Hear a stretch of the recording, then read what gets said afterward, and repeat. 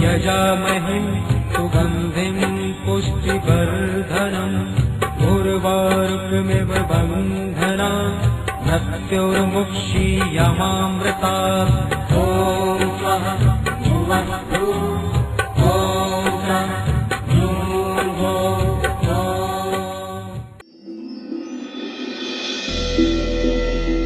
आपकी हर समस्या का समाधान है आप ही के पास।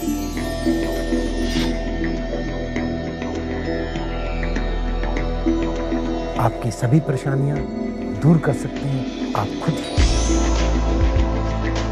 बहुत सरल है, बहुत सहज है, मैं बताऊंगा आपको। स्वामी सहजानंद नाथ जी के साथ सहज समाधान।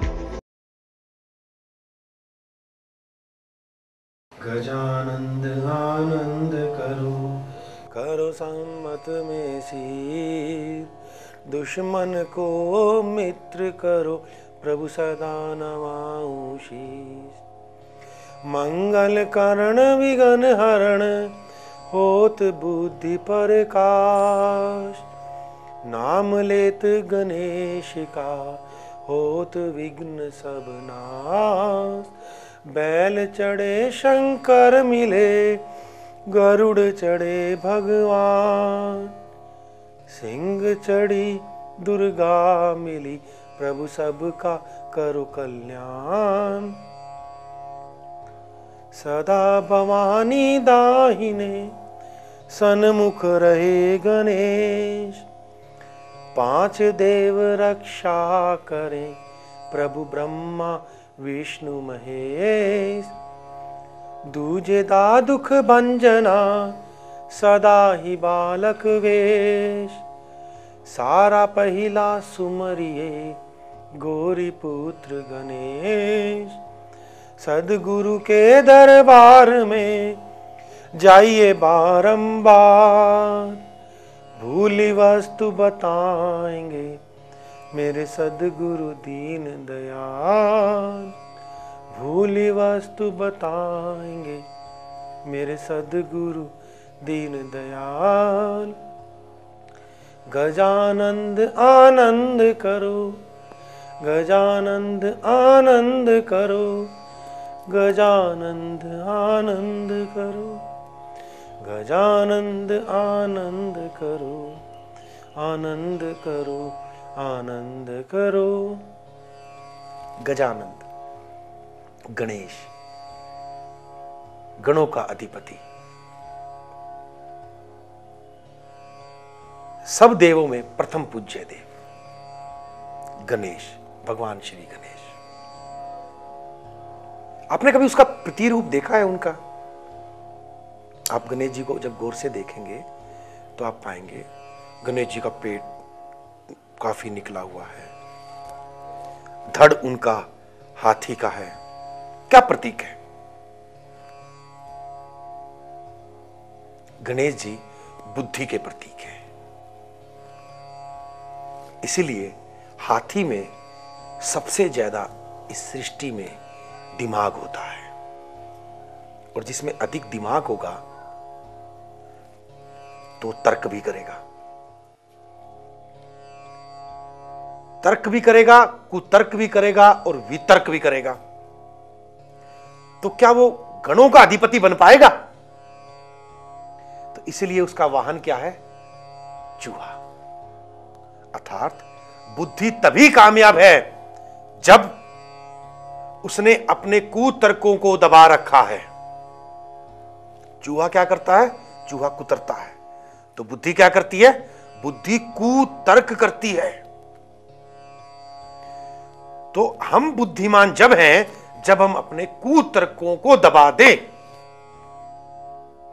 और गणेश जी की आंखें हाथी की आंखें, हाथी की आंखों में अवतल लेंस होता है।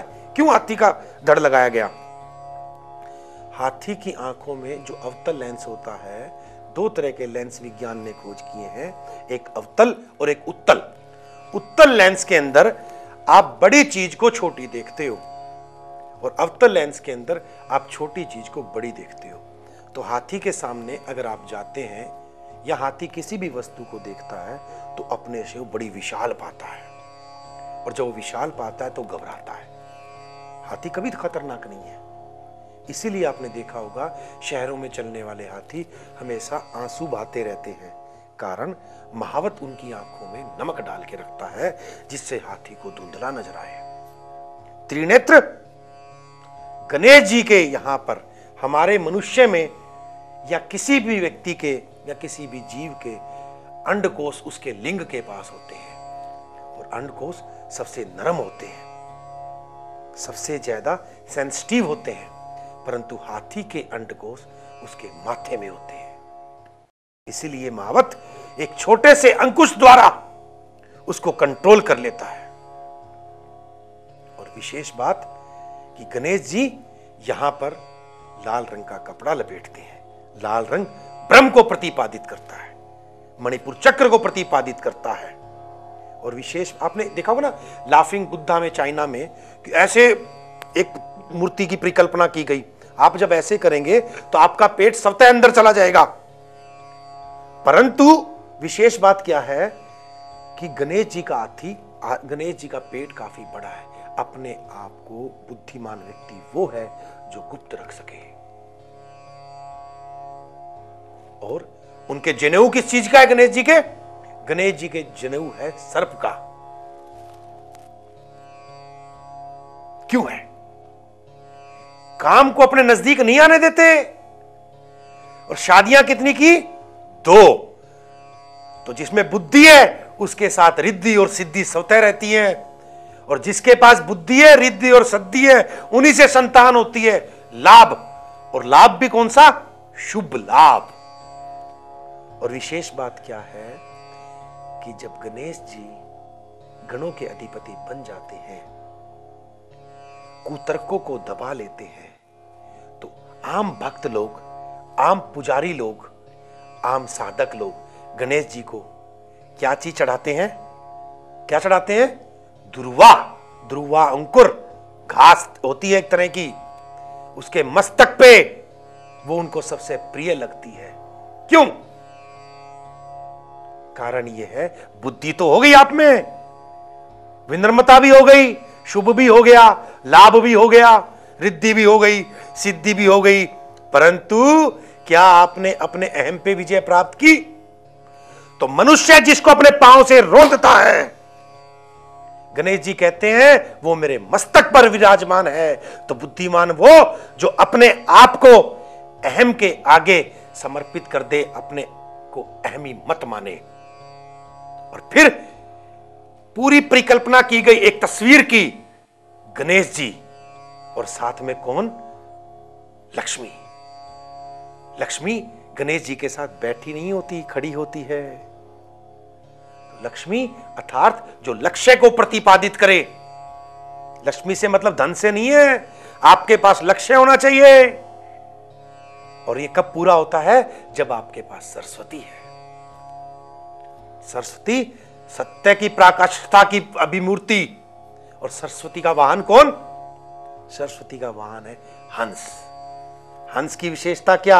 आप हंस के सामने अभी 1 किलो दूध में 1 किलो पानी मिला दीजिए, वो हंस एक नाक चोंच से, जिससे 2 नाकों से स्वर चलता है उसका, वो दूध पिएगा और दूसरे से पानी निकालता रहेगा। अर्थात रामचरितमानस में भी काकभुसुंडी जी के पास भगवान शिव ने हंस का रूप धरकर रामचरितमानस को सुना था। रीजन कि खग ही जाने खग की भाषा। पहले तो उन्होंने पक्षी का रूप ही लिया भगवान शिव ने, और फिर उसके बाद किस पक्षी का तो कोई भी रूप ले सकते थे ना, उन्होंने हंस का क्यों लिया? इसलिए कि हंस सिर्फ मोती ही तो चुगता है, हंस सिर्फ वही चीजें तो चुगता है जो उसके लिए बुद्धि को निर्मल कर दे, सात्विकता को प्रदान कर दे। तो वो प्रतिरूप है हमारा। तो हमें प्रयत्न करना चाहिए। तो कहा क्या गा? गजानंद आनंद करो, करो सम्मत में सीर, दुश्मन को मित्र करो, प्रभु सदा नवाऊं शीश। पर आजकल युग में हे गणेश जी मेरा लाभ कर दे, हे गणेश जी मेरे शत्रुओं का विनाश कर दे। इसमें क्या आता है? हे बुद्धि के प्रतिरूप, मैं तुझे जब नमन करूं जब तू मेरे शत्रु को मेरा मित्र कर दे। इस पृथ्वी पे कौन किसका शत्रु है? कोई किसी का शत्रु नहीं, सब अपने ही शत्रु हैं, सब अपने आप से लड़ाई कर रहे हैं। गजानंद आनंद करो, हे गजानंद सुख नहीं दो, दुख नहीं दो। हम सुख चाहते हैं, सुख एक छुपा हुआ दुख। हम सुख के रूप में जो भी चीज चाहते हैं, वास्तविकता में आपको गुलाब जामुन बड़ा पसंद है। आप 1 खा लेंगे सुख मिलेगा, 2 खा लेंगे सुख मिलेगा, 10 खा लेंगे सुख मिलेगा, 15वां 20वां 21वां खा लेंगे, अब आप नहीं खा पाएंगे। तो इसका मतलब गुलाब जामुन में सुख नहीं है, सुख कुछ और है।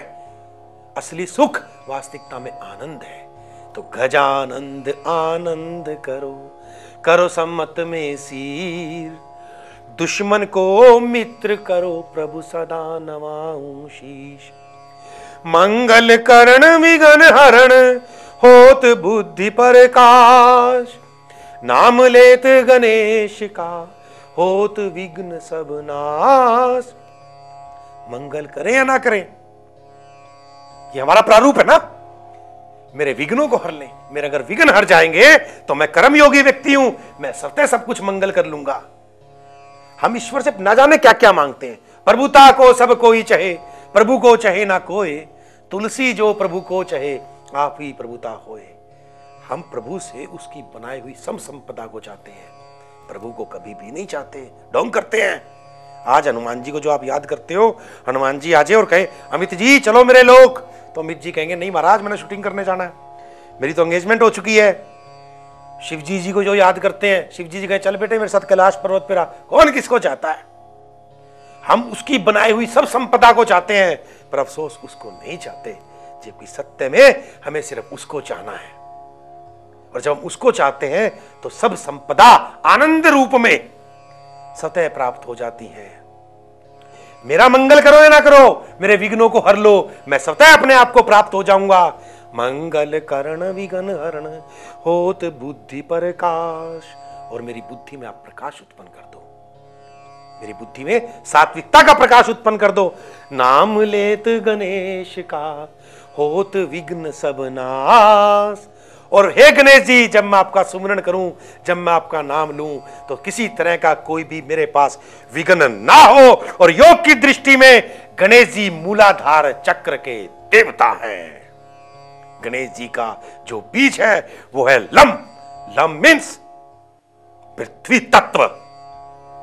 सीता ने लम का ही तो उच्चारण किया जो भूमि में समा गई। मंगल करण विघ्न हरण, होत बुद्धि प्रकाश। नाम लेत गणेश का, होत विघ्न सब नाश। बैल चढ़े शंकर मिले, गरुड़ चढ़े भगवान। सिंह चढ़ी दुर्गा मिली, प्रभु सबका करो कल्याण। और जब मेरे विघ्नों का नाश हो गया तो बैल पर चढ़ने पे कौन मिलता है? बैल किसे कहते हैं? शिव जी का वाहन कौन? बैल। बैल मीन्स धर्म। धर्म पे कौन निवास कर सकता है? शंकर। शंकर मीन्स जिसमें किसी तरह की कोई शंका नहीं है। बैल चढ़े शंकर मिले, गरुड़ चढ़े भगवान। और पंच तत्वों को प्रतिपादित करने वाला भगवान। भय भूमि, गय गगन, वह वायु, ए अग्नि, न नीर। पंच तत्वों से ये शब्द ऋषि मुनि ने बनाया भगवान। पंच अक्षर जो इस पंच तत्वों को प्रतिपादित करते हैं। और मनुष्य के अगर ये पंच तत्व सही रूप में हैं तो वो इस लोक में रहने का अधिकारी है। बैल चढ़े शंकर मिले, गरुड़ चढ़े भगवान। कर्मठता पे जब धर्म पे शंकर विराजमान होते हैं, जब किसी तरह का कोई शंका नहीं रहता तो वो शिव हो जाते हैं। शिव मीन्स शांति, शिव मीन्स आनंद, शिव मीन्स सच्चिदानंद स्वरूप। शिव में से आप ई हटाइए, क्या बचता है? शव। हमें ज्ञान रूपी, शक्ति रूपी, ऐश्वर्य रूपी ई लगाने की आवश्यकता है। हमें शिव कब बनेंगे? जब हम शंकर बन जाएंगे। और शंकर कब बनेंगे? जब हमारा वाहन धर्म होगा। बैल चढ़े शंकर मिले, गरुड़ चढ़े भगवान। और गरुड़ कौन है? विष्णु भगवान का वाहन। और गरुड़ का भोजन क्या? सर्प। और शिव का आभूषण क्या? सर्प। कितने यूनिक तरीके से हमारे ऋषि मुनियों ने इन सब चित्रों के माध्यम से इतना कुछ कहना चाहा, आज हम उनको जानने का प्रयत्न ही नहीं करते। बैल चढ़े शंकर मिले, गरुड़ चढ़े भगवान। भगवान नारायण, नार मतलब जल, आयन मतलब शयन करना। जल के अंदर जो शयन करे वो नारायण। और जल में कौन शयन करता है? गर्भ में बच्चा। और बच्चा नारायण का रूप होता है। आप मेडिकल डॉक्टर से पता कर लीजिए, जब पानी की थैली गर्भ में से फटती है और जो उस पानी का केमिकल रहता है, नमक जितना उस पानी में रहता है उतना ही नमक वो समुद्र में होता है। और फटते ही बच्चा बाहर, और बाहर किसके साथ आता है? कौन उसको उत्पन्न करता है? ब्रह्मा। कहते हैं ना ब्रह्मा पालन कर रहा है। तो नाल लगी होती है ना बच्चे के गर्भ से, तो नाल जब कटती है तो वो भगवान बन जाता है, पंच तत्वों का प्रतिरूप। बैल चढ़े शंकर मिले, गरुड़ चढ़े भगवान। सिंह चढ़ी दुर्गा मिली, प्रभु सबका करो कल्याण। सिंह सबसे कामातुर होता है, उस पे कौन निवास करता है? दुर्गा। दुर्गा मतलब जिसने दुर्ग पे विजय प्राप्त कर ली। और दुर्ग कौन कौन से हैं? स्त्री को देख के कभी स्त्री सम्मोहित नहीं होती, कितनी सुंदर स्त्री क्यों ना हो। पुरुष को देखकर कभी कोई पुरुष सम्मोहित नहीं होता। और दुर्गा के अस्त्र, अष्टभुजाओं की दुर्गा, त्रिशूल, कमल, चक्र, खड्ग, पाश, गदा, ये सब के सब पूर्ण रूपेण प्रतिरूप थे, जिसको हम आने वाले एपिसोड्स में आपको बताने का प्रयत्न करेंगे। जब भी आप इस तरह का कोई प्रश्न मुझसे करेंगे तो मैं एक एक चीज को आपको बताने का प्रयत्न करूंगा। गरुड़ चढ़े शंकर मिले, बैल चढ़े शंकर मिले, गरुड़ चढ़े भगवान। सिंह चढ़ी दुर्गा मिली, प्रभु सबका करो कल्याण। और हे ईश्वर, इन सब का सुमिरन करते हुए तू सबका कल्याण कर, सबका कल्याण कर, सबका कल्याण कर। तुम शिव हो, तुम शक्ति हो, तुम शक्ति का स्वरूप हो। तुम वो सब कुछ पा सकते हो जो तुम सोच सकते हो। क्या है रहस्य? महामृत्युंजय शक्ति, स्वामी सहजानंद द्वारा रचित एक ऐसी रचना जो देगी आपको सफलता का रहस्य। आज ही इन फोन नंबरों पर कॉल कर अपनी प्रति बुक करें। अधिक जानकारी के लिए इस पते पर संपर्क करें।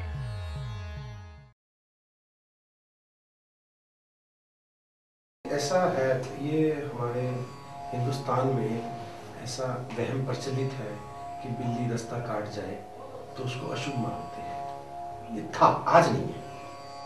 आज इसलिए नहीं है, पहले क्या होता था कि जंगलों से राजा लोग अपना रथ लेके जा रहे हैं और बिल्ली वहां से चली गई तो राजा ठहर जाता था।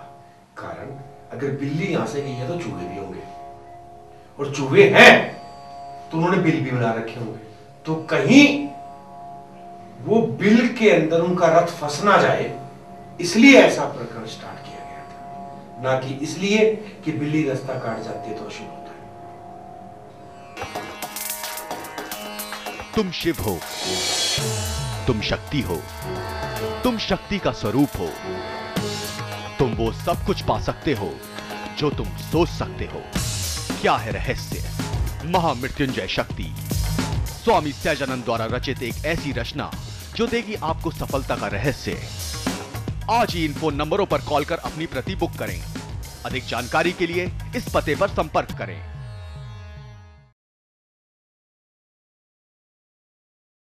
तुलसी की क्या महत्ता है? वास्तविकता में तुलसी और बेल पत्र में पारा होता है, और पारा हमारे शरीर को शोधन भी करता है अगर हमें पारे का शोधन करना आता हो तो।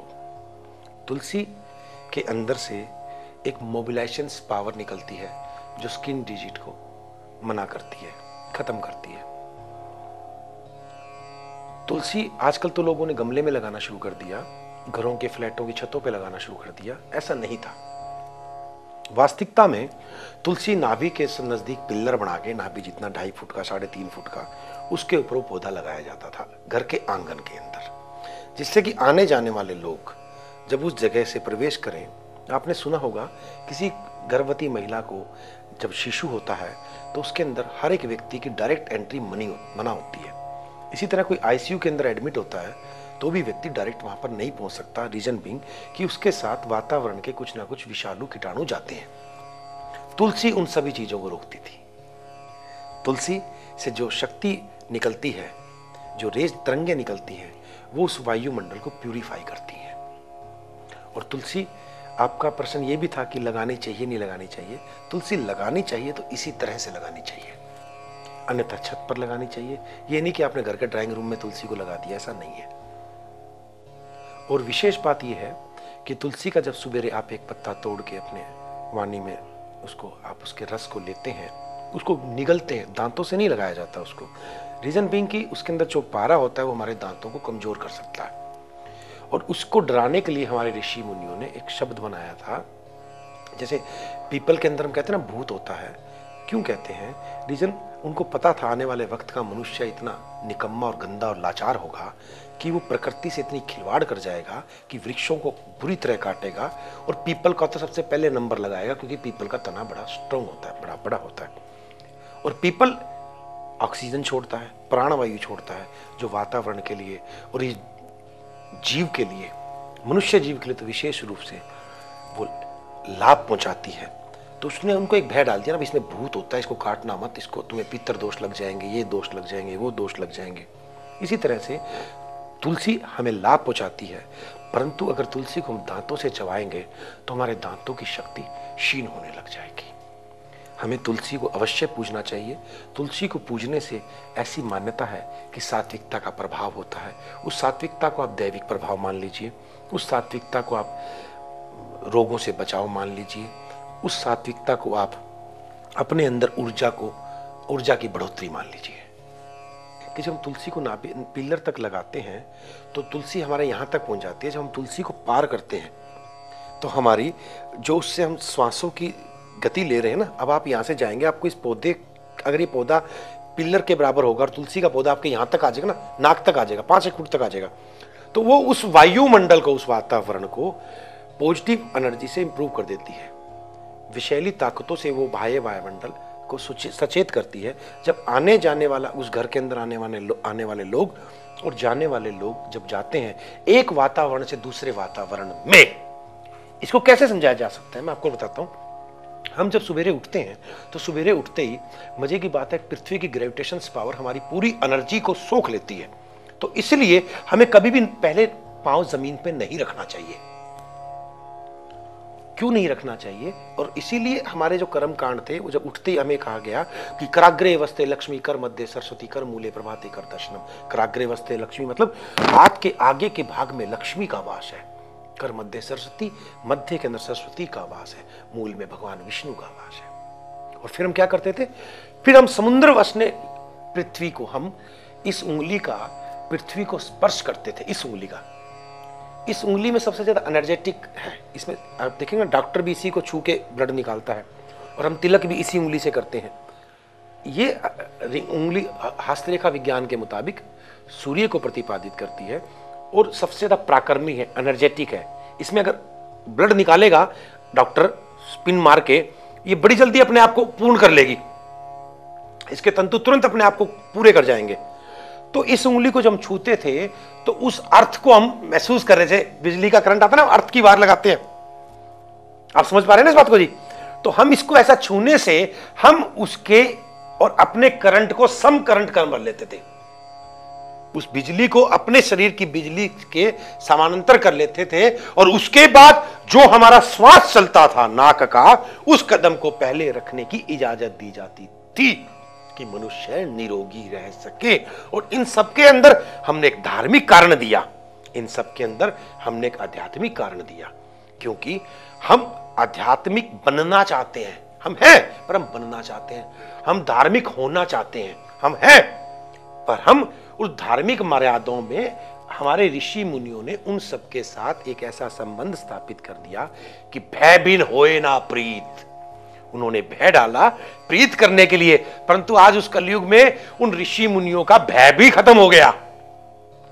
तो तुलसी को यहां जब हम नाभि के पास पिल्लर में लगाते हैं तो तुलसी 5-1 फुट तक पहुंच जाती है, और जब मनुष्य आगंतुक आने या जाने वाला व्यक्ति जब उसके पास से गुजरता है तो वहां से जो वो श्वास लेता है, वो श्वास उसके फेफड़े को रोगों से बचाने में मदद करता है।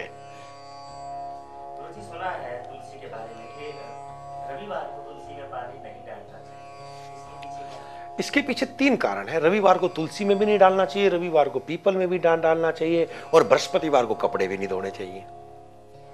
बड़ा अच्छा कॉम्बिनेशन था। ये क्यों था? ऐसा होता, मैं आपको उससे पहले एक बड़ी सुंदर बात बताऊंगा और आप चौंकोगे। हम रामनवमी कब बनाते हैं? नवमी को। हम कृष्ण जन्म अष्टमी कब बनाते हैं? कृष्ण जन्म अष्टमी को, अष्टमी तिथि को मनाते हैं। क्यों? मेरा जन्मदिन अगर 10 मार्च है तो मैं अगले 10 मार्च को ही बनाता हूं, पर अगर 10 मार्च को तिथि 12वीं या 13वीं थी, एकादशी थी या द्वादशी थी या त्रयोदशी थी, तो अगली 12 मार्च को जरूरी नहीं है कि द्वादशी हो सकता है अष्टमी हो। हम एक तरफ तो हिंदू संस्कृति की, पाश्चात्य ज्योतिष की बात करते हैं, संस्कारों की बात करते हैं, पंचांगों की बात करते हैं, और दूसरी तरफ हमें पता ही नहीं हम किस राह पे चल रहे हैं। कैसे? जब हम कृष्ण जन्म अष्टमी को मनाते हैं, रामनवमी हम रामनवमी को मनाते हैं, दीपावली हम अमावस को मनाते हैं, अमावस्या को बनाते हैं, तिथि चाहे कोई भी हो उस समय की, तो ऐसा क्या कारण है कि हम अपना जन्मदिन हिंदी तिथि अनुसार नहीं मनाते, हम अंग्रेजी तिथि अनुसार मनाते हैं? हमारे पाश्चात्य ऋषि मुनियों ने यह संबंध स्थापित कर दिया था कि उस दौरान जो सौरमंडल से तरंगे, चुंबकीय तरंगे जब पृथ्वी पे आती हैं तो वही आभा मंडल उस एरिया के बाद दोबारा बनता है, तो हमें उस समय दोबारा बनाना चाहिए, परंतु हम नहीं बना रहे हैं। और दूसरी बात, इसी को अब आपके प्रश्न का मैं जवाब देता हूं। विशेष बात क्या है कि कुछ लोग कहते हैं कि शनिवार को वाहन नहीं लेना चाहिए। मैं कहता हूं वाहन लेना ही शनिवार को चाहिए। कहते हैं कि शनिवार को तेल नहीं लगाना चाहिए। मैं कहता हूं लगाना ही तेल शनिवार को चाहिए, रविवार को नहीं लगाना चाहिए। जब हम घर्षण करते हैं ना शरीर पे, तो गर्मी उत्पन्न होती है, और वो घर्षण हम अगर रविवार को करेंगे तो रविवार को सूर्य अत्यधिक गर्म होता है। सूर्य वैसा ही रहता है, पृथ्वी की डायरेक्शन सूर्य के उस समय कैसे एंगल पे होती है, इसीलिए इन वारों की कल्पना की गई थी। इसी तरह से रविवार के दिन पीपल पे जल इसलिए नहीं डालना चाहिए, या तुलसी पे जल इसलिए नहीं डालना चाहिए, या बृहस्पतिवार को कपड़े इसलिए नहीं धोने चाहिए। उस दौरान उस समय पर जो किरणें हमारे को प्राप्त होती हैं, वो कहीं ना कहीं किसी ना किसी रूप में मनुष्य को नुकसान पहुंचा सकती हैं। गुरुजी कहते हैं कि राम का जाप तुलसी की माला से करना चाहिए, उसके पीछे विशेष कोई कारण? राम का जाप तुलसी की माला से और भगवान शिव का जाप रुद्राक्ष की माला से करना चाहिए। क्यों? मैं आपको इसका इतना सुंदर रहस्य बताता हूं। हम जो भी मंत्र करते हैं, आपने देखा होगा मंत्र 3 तरह से जपे जाते हैं। एक वाचिक बोलकर नमः शिवाय, एक उपांशु इतने जिसमें होठों का इस्तेमाल हो, जिह्वा का इस्तेमाल हो, सामने वाले को सुनाई ना दे, गुंजन हो। एक मानसिक, ना होठ हिल रहे हैं ना जिह्वा हिल रही है, और सूक्ष्म शरीर उस मंत्र को जप रहा है। जब हम सूक्ष्म शरीर से मानसिक रूप से किसी भी तरह के कोई भी मंत्र को जपते हैं तो हमारे थायराइड में प्रॉब्लम आ सकती है, गलफड़ों में प्रॉब्लम आ सकती है। हम कोई भी, मैं आपको बोल रहा हूं ना, मेरा पूरा शरीर एक्टिव है इस समय, परंतु अगर मैं मानसिक रूप से बोलूंगा, आप कहेंगे मानसिक रूप से कैसे बोला जाएगा? मैं चुप होके अंदर शब्दों की ताकत को धक्का मारूंगा अपने उस स्थान पर, तो स्थान तो गले का बोलने का है ना, उस जगह पर जो हमारा थायराइड है, गलफड़ा है, उस पर प्रभाव पड़ सकता है। वो प्रभाव ना पड़े इसके लिए शास्त्रों ने अलग अलग मालाओं की कल्पना करी। जब, और माला किस उंगली से फेरते हैं हम? माला हम अनामिका उंगली पर रखकर फेरते हैं, और जब एक मंत्र पूरा हो जाता है तो हम यहां से उस माला को हटा देते हैं, एक मणके को फेर देते हैं। इसका संबंध हमारे गलफड़े से है। जब एक्यूप्रेशर पॉइंट इस जगह पर पड़ता है तो हमें गले का रोग नहीं होता। और राम राम, राम चूंकि मणिपुर चक्र का मंत्र है, रम रम जो है, रम रम बोलने से कोई गले का रोग नहीं होता ना। तो उसको तुलसी से जपो, चाहे मानसिक रूप से जपो, वो लाभकारी ही होता है। तुलसी का तुलसी की जो हम माला बनाते हैं उसमें कोई किसी तरह का खुरदरापन नहीं होता, सॉफ्ट होता है। और वैसे तो माला सीखने वालों के लिए बनाई गई है। मन का फेर, हमें अपने मन का फेरना चाहिए। मन का हम कैसे फेर सकते हैं? हमारे स्वर और व्यंजन की माला से। हम जब अपने स्वर और व्यंजन की माला से मन का मानसिक रूप से मन पे रहते हुए मन को फेरेंगे तो हम अत्यधिक राम के नजदीक जाएंगे। राम के नजदीक जाने से तात्पर्य हम राम का अपने अंदर प्रवेश पाएंगे। अपने अंदर प्रवेश पाने से तात्पर्य हमारे अंदर जो राम है वो हमारे द्वारा प्रकट होना शुरू हो जाएगा। इसके पीछे एक आध्यात्मिक विवेचना है। शालिग्राम वास्तविकता में इसके पीछे 3 चीजें, दक्षिणावर्ती शंख, शालिग्राम शिला और तुलसी दल। तुलसी एक ऐसे युग के अंदर एक स्त्री का नाम हुआ है जिसके पति का नाम शंखचूड़ था। शंखचूड़ एक राक्षस था जिसने देवताओं पे अनीतियां प्राप्त की। उसने भगवान से आराधना करके एक कवच को प्राप्त किया, अजय होने का कवच। जब तक उसके पास वो कवच रहेगा वो कोई उसको नहीं मार सकता। और उसकी पत्नी का जब स्त्री तत्व नष्ट नहीं होगा तो उसको नहीं मारा जा सकता। तो विष्णु भगवान ने माया का रूप धरकर, शंखचूड़ का रूप धरकर तुलसी का हरण लिया, उसका भोग किया। और जब उसने देखा तुलसी ने कि मेरे पति के रूप में कोई ये और पुरुष है, तो उसने उसको शाप दिया कि तुम अभी इसी वक्त शिला बन जाओ और तुम्हें वो जीव जंतु खाएं। तो जब फिर ब्रह्मा जी और शिव जी ने कहा, देवी तू ही तो चाहती थी कि इसकी तू किसी तरह पंत्नी बने, जा मैं तुझे आशीर्वाद देता हूं, तू गंडकी नदी में तब्दील हो जा और ये पत्थर तेरे वहां निवास करें।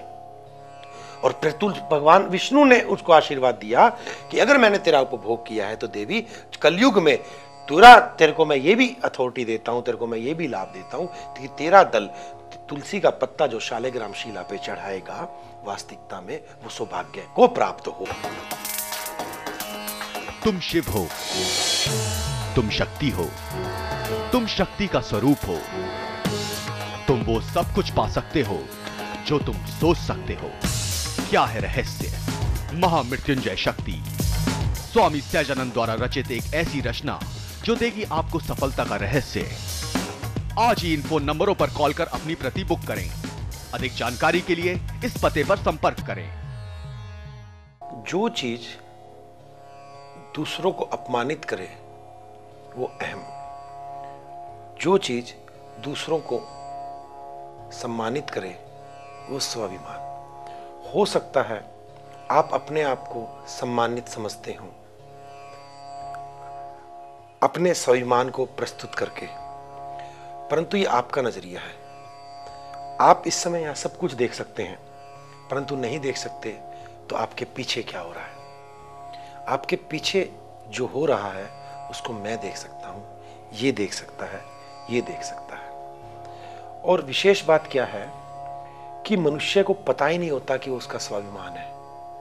कुछ लोगों के, देशभक्त लोगों के स्वाभिमान होते हैं कि वो बिल्कुल कट्टरपंथी होते हैं। कुछ लोगों के, बुजुर्गों का स्वाभिमान होता है कि वो असूल पसंद होते हैं। आज आप एक यंत्र युग में जी रहे हैं। आप अपने असूलों को जब आगे लेके आते हैं तो वो आपको लगता है आपका स्वाभिमान है, परंतु वास्तविकता में वो आपका अहम ही होता है। और दूसरी बात, आप अपने स्वाभिमान के लिए कुछ नियम बना लेते हैं। वो नियम आपकी स्वयं अपनी सहूलियत के लिए आपने बनाए। आपने वो नियम बनाते हुए दूसरों के दर्द को नहीं देखा।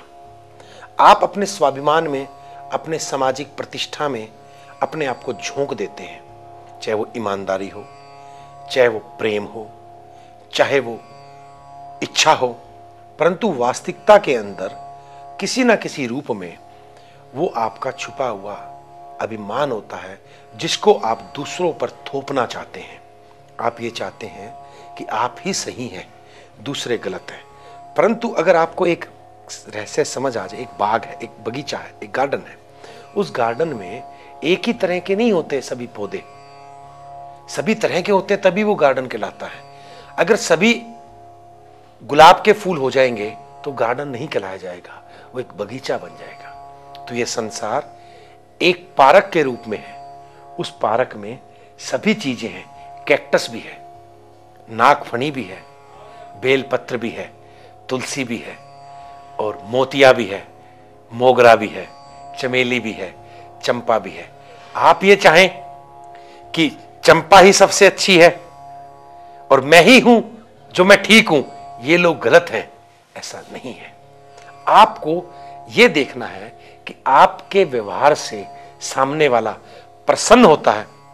आप शायद इस बात को समझ पाएंगे या नहीं पाएंगे। आपने देखा होगा कुछ पिता बहुत कुछ करते हैं अपनी संतान के लिए, परंतु उनकी संतान उनसे कोसों दूर होती है।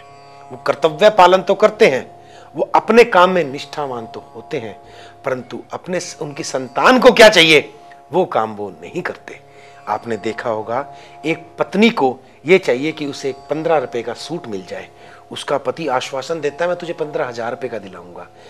उसको जो चीज पसंद है वो नहीं करता, अपनी पसंद उस पर थोपने का प्रयत्न करता है। इसका सीधा सा असर है कि दूरियां बढ़ जाती हैं। या तो डर में पुत्र अपने पिता से वार्तालाप नहीं कर पाता, अपने आप को खोल नहीं पाता, या पति अपनी पत्नी से दूरी बना लेता है, या पत्नी अपने पति से दूरी बना लेती है, और सब जीवन एक समझौता होकर रह जाता है। जीवन जीने के लिए है, जीवन दूसरों को आनंदित करने के लिए है। आवश्यकता यह है कि आप सामने वाले की आवश्यकता को समझें। आवश्यकता यह है कि आप सामने वाले के दर्द को समझें। आप ये नहीं समझें कि आप ही ठीक है। हो सकता है कि आप बिल्कुल ठीक हो, किसकी नजर में? अपनी नजर में। आपकी नजर ठीक है गलत है ये कौन बताएगा आपको? ये वही व्यक्ति बता सकता है जिसके प्रति आप मान सम्मान रखते हैं। उसी का रीजन है, उसी प्रेम की कमी है, उसी अभिव्यक्ति की कमी है कि आज मनुष्य अपनों से कोसों दूर होता जा रहा है। उसी खालीपन की कमी है कि मनुष्य ड्रग्स पीता जा रहा है। उसी खालीपन की कमी है कि पुरुष अपनी स्त्री को छोड़कर दूसरी स्त्री में सम्मोहित हो रहा है। उसी खालीपन की कमी है कि एक मित्र दूसरे मित्र को, तथाकथित मित्र को धोखा दे रहा है। स्वाभिमान स्वाभिमान होता है। स्वाभिमान स्वयं को मान देने का तरीका। जब आपको सामने वाला मान देता है तो आप प्रसन्न हो जाते हैं। जब सामने वाला आपके अनुकूल नहीं होता तो आप क्रोधी हो जाते हैं। फिर वो अपने आप को व्यस्त रखने के लिए तरीका खोजता है, अपनी बात को मनाने के लिए नियम बना लेता है, और वो नियम उसको खोखला कर जाते हैं। वो समाज से एक अलग थलग हो जाता है। उसकी विद्वता ये नहीं है कि वो विद्वान लोगों से अपने कार्य निकलवाए, उसकी विद्वता ये है कि मूर्खों से अपने कार्य निकलवाए। आपकी विद्वता ये है कि आप उन लोगों से सम्मान हासिल करना चाह रहे हैं जो सम्मान, मान, अपमान का जिनको अर्थ नहीं पता। आप उन लोगों से चाह रहे हैं कि वो आपको प्रसिद्धि दें, वो आपको यश दें।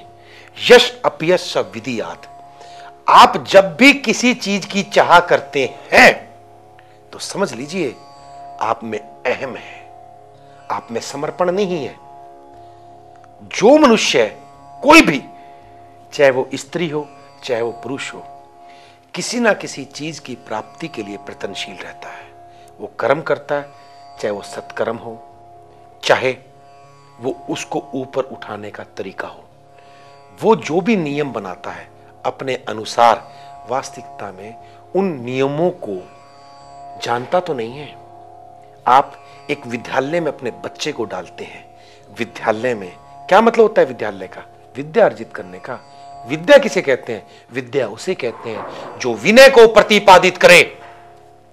क्या आज के विद्यालयों में किसी भी बच्चे को विनय आता है? नहीं आता। आज का विद्यालय विद्यालय ना होकर एक शिक्षा स्थल बन गया। वहां शिक्षण तो है, वहां आपकी उदरपूर्ति का साधन तो है, परंतु आपने गुरुकुल में, आपने विद्यालय में बच्चा शिक्षण के लिए नहीं, उसकी पहली स्थिति थी कि वो विनीत हो जाए, विनय को प्रतिपादित हो। और वो विनय जब शिक्षण में लागू होगा तब, और जब वो अपनी एजुकेशन पूरी करके, अपना शिक्षा का स्तर पूरा करके जब समाज में आएगा तो सिर्फ कर्म करने आएगा, और वो कर्म समाज की उन्नति में सहायक होगा। जिस भी कर्म के पीछे छुपा हुआ स्वार्थ होता है, चाहे वो कैसा भी हो, वो स्वार्थ इस सृष्टि को विनाश की ओर ले जाता है। जिस भी कार्य में चाह होती है, वो चाह मनुष्य के लोभ में ले जाती है, और वो लोभ उसके परिवार को वर्तमान सुख तो दे सकता है, वो सुख 2 घंटे का हो, 2 दिन का हो, 2 साल का हो, 20 साल का हो, अंतोगत्वा उसका सर्वनाश ही होता है। आपका मैं प्रश्न पे फिर आता हूं। आपका प्रश्न था कि मैं स्वाभिमानी व्यक्ति हूं। आपको किसने कहा आप स्वाभिमानी व्यक्ति हैं? वास्तविकता में आपको किसी ने नहीं कहा कि आप स्वाभिमानी व्यक्ति हैं। आपने अपने आप को स्वयं कहा कि मैं स्वाभिमानी व्यक्ति हूं, मैं एक असूल पसंद व्यक्ति हूं। आपके असूल से चाहे सामने वाले की जान चली जाए, आपके असूल से चाहे परिवार का भविष्य ताक पर लग जाए, आपके स्वाभिमान से आप कुछ समय के लिए तो मान को प्राप्त हो जाएंगे, परंतु वास्तविकता में वो आपका स्वाभिमान आपको अकेले करने का तरीका होगा। आप अपने आप को जानने का प्रयत्न करें। आप जब सुबह से लेकर शाम होती है तो आप ये देखिए आपने कितने चेहरों को आनंदित किया। आप ये महसूस कीजिए आपके द्वारा कितने लोगों को प्रसन्नता हुई। आप ये समझने की कोशिश कीजिए आपने कितने जीव जंतुओं को प्रसन्न किया।